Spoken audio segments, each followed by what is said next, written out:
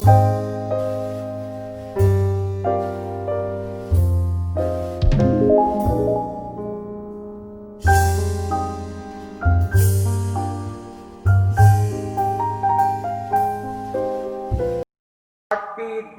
जी के उस साहस के कारण आमेर के अंदर इतिहास का एक सुनहला पृष्ठ है, वह जुड़ने के लिए तैयार हो जाता है। जब 5 साथियां एक साथ के अंदर ये कहती है, आप हमारे को 2 महीने की तपस्या पचका दो।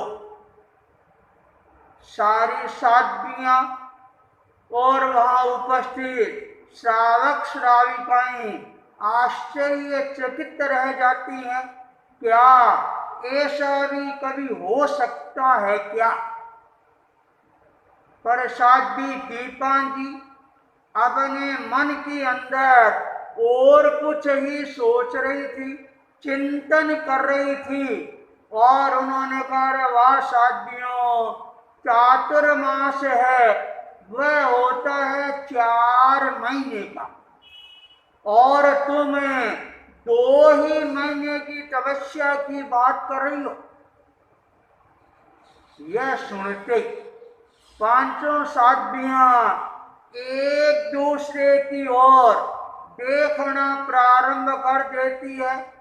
साध्वी सुंदर जी, साध्वी जेता जी और साध्वी झमकू जी, झूमा जी, इन तीनों को तो स्वयं साध्वी दीपा जी ने अपने हाथों से दीक्षा प्रदान की थी। सुंदर जी को नाथद्वारा के अंदर,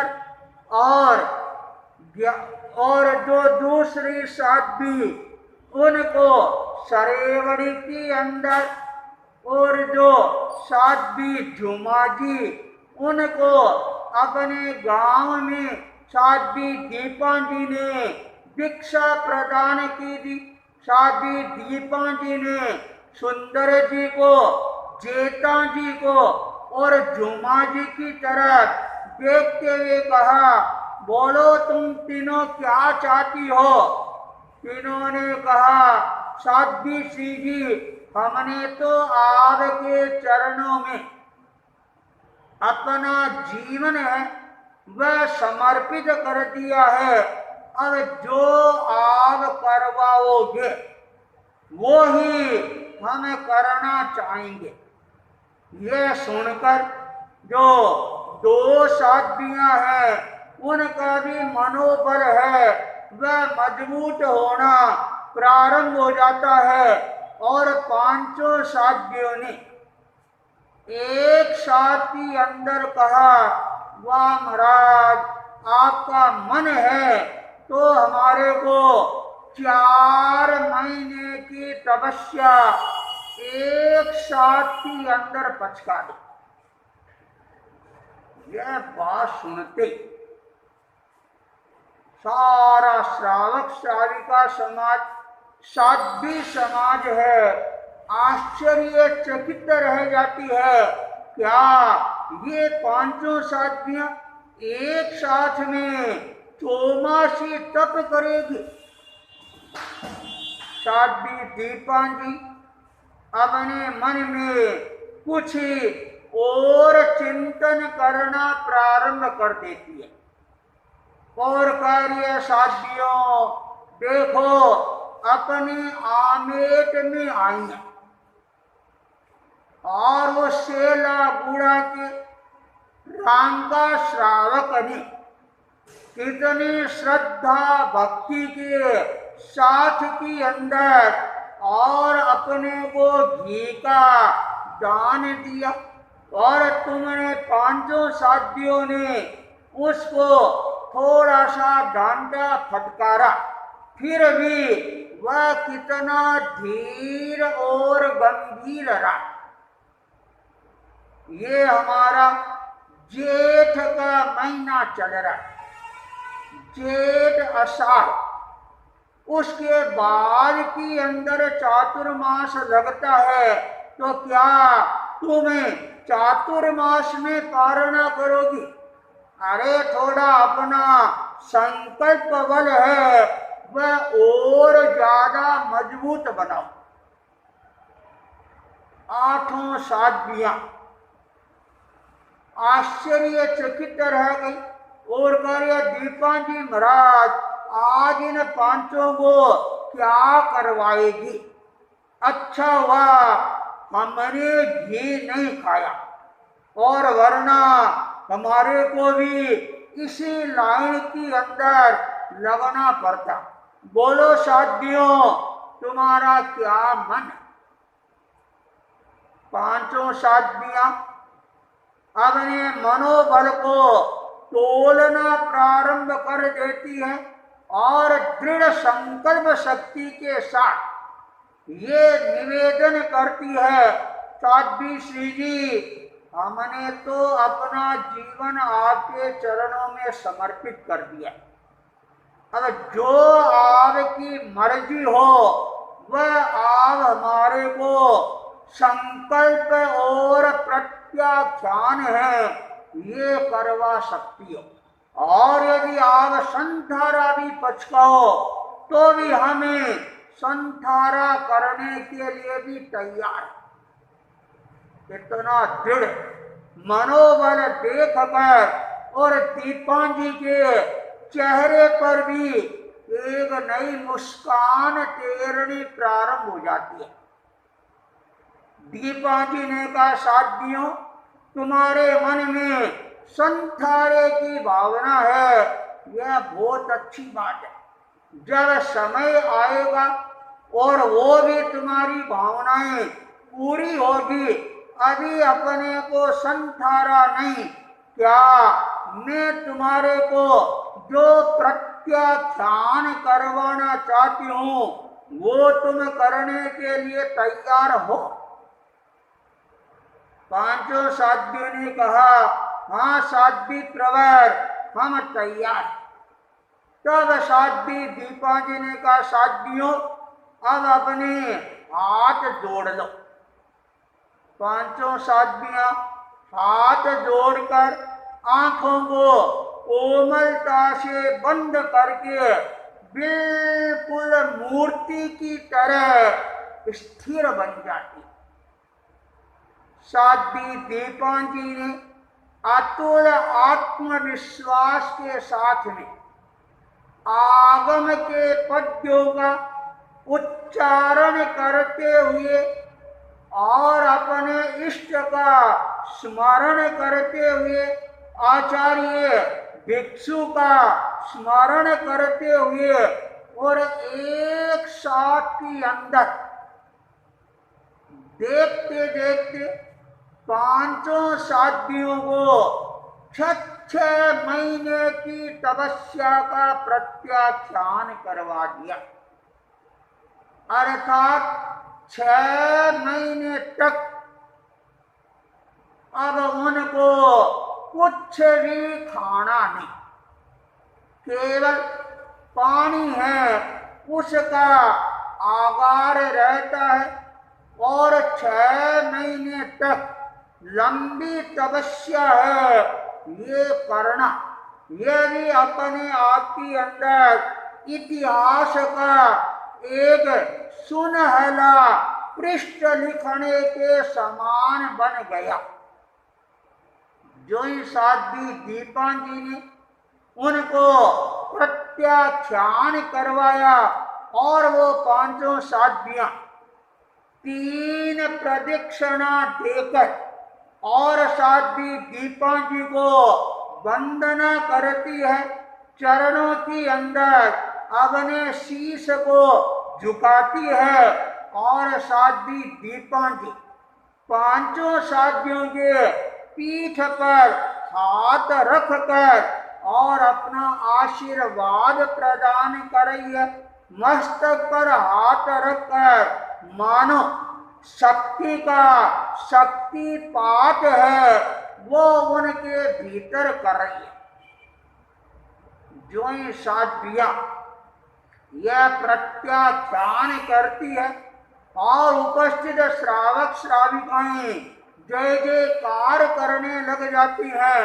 साध्वी दीपांजी ने उन 8 साध्वियों को आदेश दिया, देखो अब तुम्हारा दायित्व बनता है इन 5 साध्वियों की सेवा करना।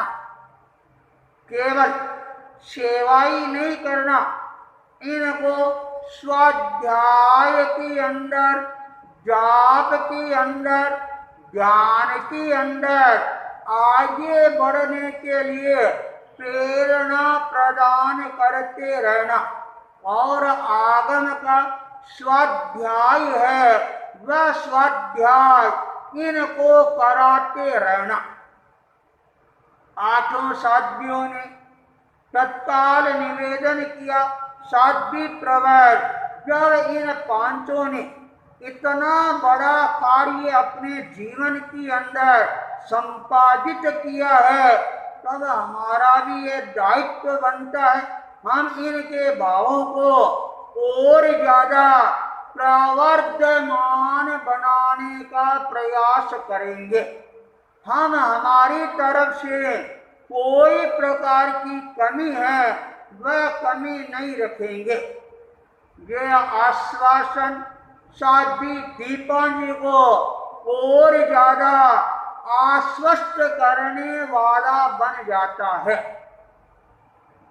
जो श्रावक श्राविकाएं इस दृश्य के साक्षी बनती हैं और यह प्रत्याख्यान होते, वो अपने आप को रोक नहीं पाती हैं और तत्काल वहां से रवाना होकर और आमेट शहर के अंदर अपने अपने मोहल्ले के अंदर जाती है और सब लोगों को यह सूचना देती है, अरे तुम्हारे को पता है या नहीं, आज हमारे आमेट के अंदर एक नया इतिहास बन गया। लोगों ने कहा, अरे क्या?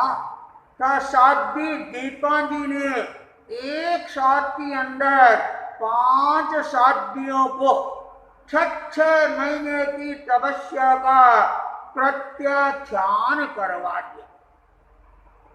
सुनने वालों को अपने कानों पर विश्वास नहीं हो रहा था, क्या ऐसा भी कोई संभव है क्या? और जिसने भी अपने कानों से सुना और तत्काल वो साध्वियों के चरणों के अंदर पहुंचने के लिए अपने आप को लालायित बनाना प्रारंभ कर देती हैं। सायंकाल का समय साध्वियों के ठिकाने का दरवाजा है वह बंद हो जाता है। लोग अपनी भावनाएं मन में दबा कर रहते हैं और इंतजार करते हैं सुबह कब पोत फटेगी, दरवाजा खुलेगा और हमें 5 साध्वियों के दर्शन करके अपनी आंखों को पावन और पवित्र है बनाने का प्रयास करेंगे। रात भर में सारे आमेट के अंदर यह समाचार है, घर घर के अंदर पहुंच जाते। सूर्योदय होता है और लोगों की भीड़ है वह आनी प्रारंभ हो जाती है।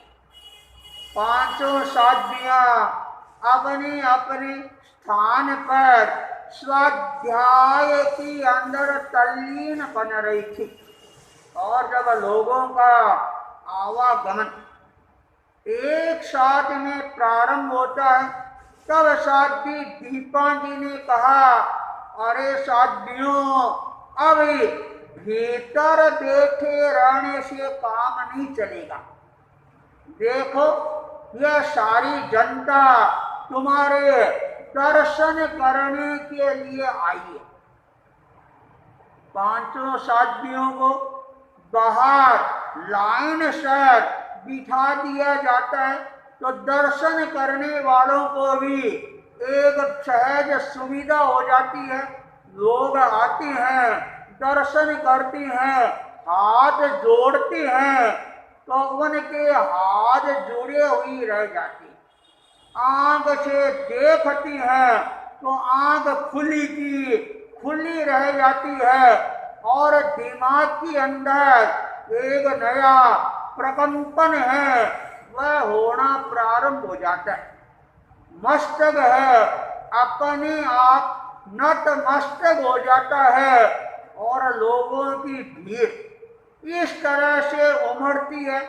36 कोम के लोग अपने आप को रोक नहीं पाती हैं, और आमेट राव जी, चतर सिंह जी, जिनके कानों में ये आवाज पहुंचती है, पर आज आमेट के अंदर 5 बड़ी बड़ी देवियों ने 6 महीने के लिए और इतना बड़ा संकल्प है, तपस्या की है, और वो भी अपने आप को रोक नहीं पाती। तत्काल गढ़ के भीतर जाती हैं, और अपनी जो रानियां हैं और है उन सबको यह संवाद देती हैं, पर देखो आज हमारे आमेट के अंदर ये इतिहास बना। यह सुनकर जो ठुकरानियां हैं और है उनके मन के अंदर भी उत्सुकता जगती है, हम भी उनके दर्शन करेंगे।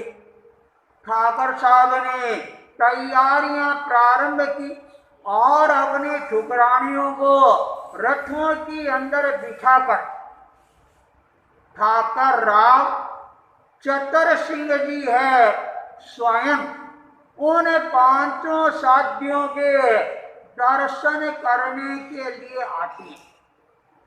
जब गांव के राव साहब दर्शन करने के लिए आती हैं, तो सारे गांव के अंदर और ज्यादा एक नया माहौल है वह बनना प्रारंभ हो जाता है। और उस समय आमेट राव जी का बहुत बड़ा दबदबा था। उदयपुर दरबार के अंदर उनका एक विशेष अस्तित्व था, राव पट्टा, जो आमेट के एक बलिदानी पुरुष के रूप के अंदर सामने आए थे, और मेवाड़ के जो बड़े बड़े उमराव थे उनके अंदर आमेट राव जी का नाम आता। शक्तिशाली, तन से शक्तिशाली, धन से शक्तिशाली, और शस्त्र कला की अंदर शक्तिशाली, युद्ध कौशल की अंदर शक्तिशाली, इतना बलवान राव जब दर्शन करने के लिए आता, सारा शहर है उनके पीछे पीछे एक तरह से उमड़ पड़ता है। राव साहब अपनी ठुकरानियों के साथ के अंदर भीतर प्रवेश करते हैं, और राव साहब को एक नई सुख की अनुभूति है यह होनी प्रारंभ हो जाती। 5 साथियों को जब वो अपनी आंखों से निहारती हैं, और राव साहब अपने आप को रोक नहीं पाए, तत्काल जमीन पर दंडवत प्रणाम करती। राव साहब को इस श्रद्धा के साथ में नमन करते हुए जब लोग देखते हैं, लोगों को भी बड़ा आश्चर्य होता है। राव साहब 2 मिनट तक यूं ही लेटे हुए रहती हैं, फिर खड़े होते हैं और हाथ जोड़ते हैं और कहते हैं आप हमारे आमेट के अंदर 5 देवियों के रूप के अंदर अवतरित हुई हो। और आज आमेट का बड़ा सौभाग्य है कि आप इस आमेट की धरा पर इतना बड़ा तप है, यह तप रही है। शुक्रानियां भी तत्काल चरणों में झुक जाती है और कहते साध्वियों ने इतना संकल्प बल दिखाया। तब साध्वी दीपा जी ने कहा, राव साहब, यह है इनके अतुल आत्म बल का परिचय। साध्वी दीपा जी का ओज है, तेज है, यह देख कर राव साहब ने कहा, साध्वी श्री जी, इनके अंदर यह शक्ति जगाने वाले आप ही हैं और आपने बहुत बड़ा कार्य किया है और हमारी आमेट की धरा को तपोमय बनाने के अंदर और जो आपने ये कार्य संपादित किया है, ये आमेट की धरा हमेशा हमेशा के लिए आपकी शुक्र गुजार रहेगी। राव साहब कुछ समय वहां रुककर और वापिस जब मुड़ने के लिए तैयार होती हैं, उनके पैर हैं वो आगे नहीं बढ़ रही। राव साहब ने कहा, साध्वियों जी, मन तो यही हो रहा है बस मैं आपके सामने बैठकर और आपकी ये वैराग्यमय तेजोमय जो आपका आभा मंडल है, इस आभा मंडल को देखता ही रहूं। पर राजकारण मेरे को भी कुछ राजकारण के जो कार्य है वो कार्य निपटाने पड़ेंगे।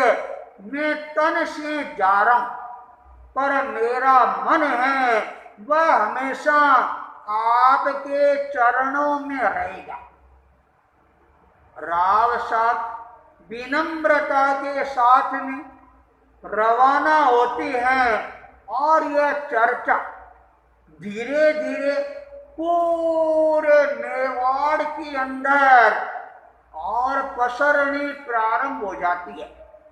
और जब पूरे मेवाड़ के अंदर यह बात पहुंचती है, पूरे आमेट के अंदर यह एक नया चमत्कार हो गया।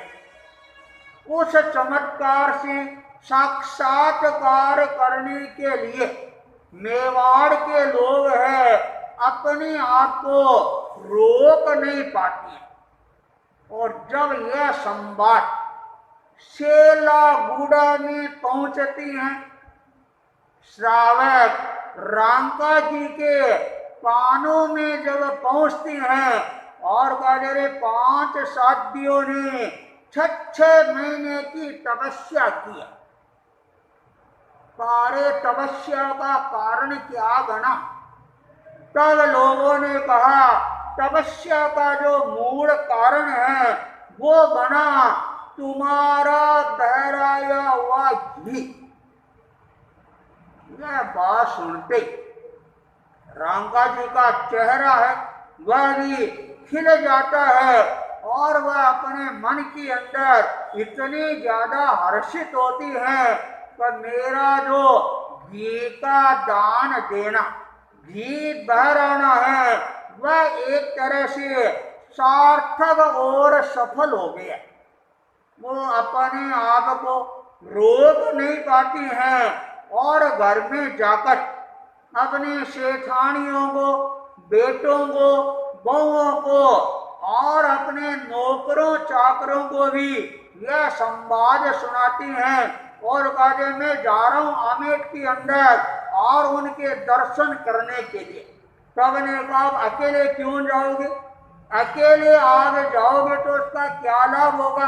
अरे घी आपने अकेले ने गिराया पर दर्शन तो हमारे को सबको आप एक साथ में करवा सकती हैं। रांका जी ने तत्काल अपना साधन तैयार किया, पूरे परिवार को साथ ही अंदर बिठाकर और वो शेला गुड़ा से रवाना होते हैं और सीधे आमेट के अंदर आती हैं और साध्वी दीपा जी के दर्शन करती। साध्वी दीपा जी ने कहा, अरे रंगा जी आ गए। रंगा जी ने कहा, हाँ साध्वी श्री जी, कल मेरा जो प्रमाद हो गया, भूल हो गई और मैं भावों की अंदर ऐसा बह गया था, मेरे को कुछ भी भान नहीं रहा। आपने मेरे को कहा था थोड़ा सा घी बहराना और मैंने उलट परिणामों के साथ के अंदर सारा घी है वह आपके पात्र में बहरा दिया।